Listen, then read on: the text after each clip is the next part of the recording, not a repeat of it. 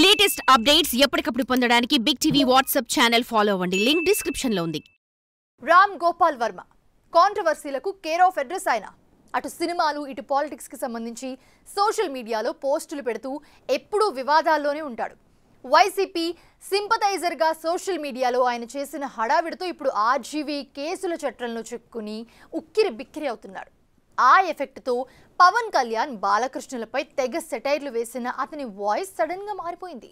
బాలయ్య నటించిన డాకు మహారాజ్ టీజర్ పై ఆర్జీవీ పొగడ్తల వర్షం కురిపిస్తుండడంతో hot topic గా మారింది. ఇప్పుడు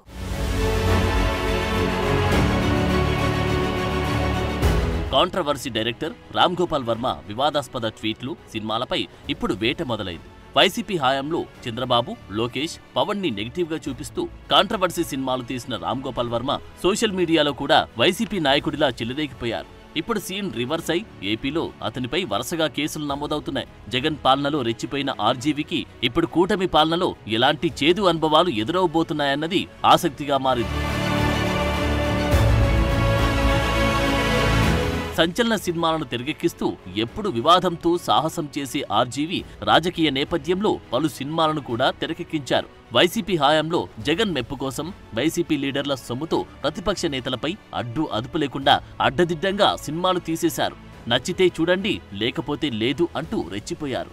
అలాగే సోషల్ మీడియాలో యాక్టివ్గా ఉండే అతను ఎవరిని వదిలిపెట్టకుండా అవమానకరమైన పోస్టులు పెట్టి కాంట్రవర్సీలకు కేర్ ఆఫ్ అడ్రస్ గా మారారు.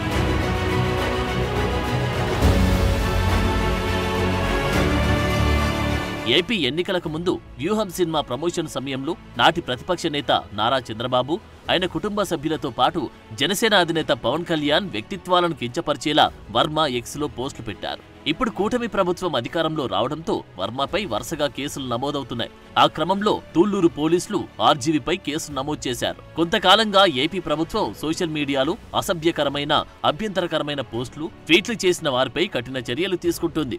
కేసులు నమోదైన వారిని పోలీసులు అరెస్టు చేస్తూ వస్తున్నారు. ఈ వ్యవహారంలో ఎక్కువగా వైసీపీ సానుభూతి పరుల మీదే కేసులు నమోదవుతున్నాయి. ఇప్పుడు డైరెక్టర్ రామ్ గోపాల్ వర్మ పైన కేసులు నమోదవడం హాట్ టాపిక్ గా మారింది. అప్పటి వరకు కేసులకు భయపడేది లేదని ప్రగల్భాలు పలికిన ఆర్జీవీలో ప్రకాశం జిల్లా పోలీసులు నోటీసులు అందుకున్న నేపథ్యంలో భయం మొదలైనట్లు కనిపిస్తోంది.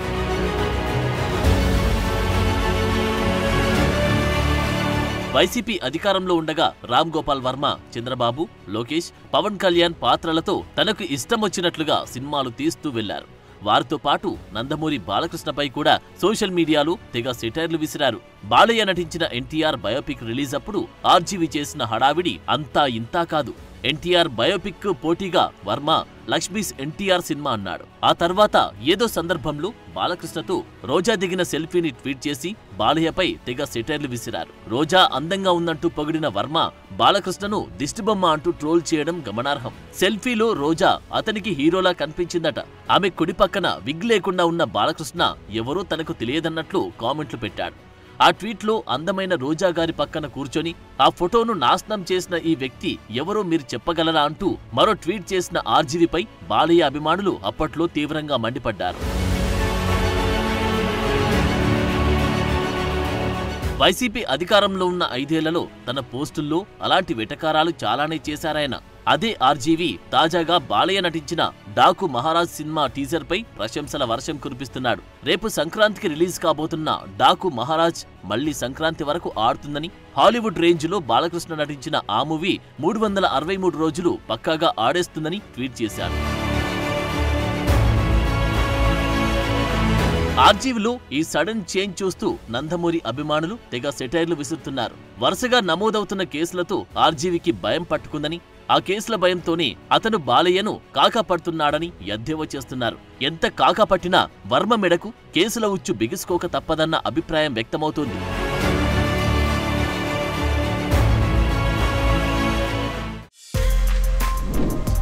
For more videos like this, subscribe Big TV channel.